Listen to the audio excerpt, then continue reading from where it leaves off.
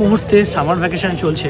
আর summer ভ্যাকেশানে যারা ভাবছো, বিশেষ করে দার্জিলিংয়ে যারা আসবার কথা ভাবছো, নর্থ বেঙ্গলের অফবিটের কথা আমি বলছি না, অনলি ফর দার্জিলিং যারা তোমরা ভাবছো যে দার্জিলিংয়ে যারা আসবে, তারা হাতে প্রচুর পরিমাণে সময় নিয়ে আসবে।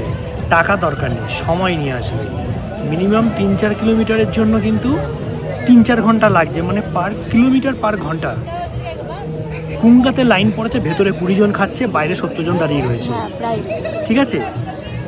আর হচ্ছে গ্রিনারিজে সামনে ফটো তোলার লাইন, মোটামুটি কলকাতা শহর থেকে দূরবীন দিয়ে দেখলে দেখতে পাওয়া যাবে যে এত লাইন পড়ে গেছে।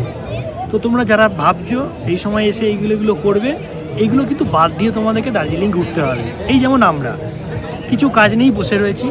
আর যারা ভাবছো যে পরের বছর প্ল্যান করবে বা আগামী দিনে প্ল্যান করবে, আমি বলবো যে কোনো ভ্যাকেশান, মানে সামার ভ্যাকেশান, পূজা ভ্যাকেশান, এগুলো বাদ দিয়ে করো। নাহলে ওইগুলো কিন্তু বাদ দিতে হবে। ওই গ্রিনারিজের সামনে শুধু সেলফি তুলবে আর কুঙ্গাতে গিয়ে খাবে, তার জন্য মিনিমাম কিন্তু একটা গোটা দিন লেগে যাবে।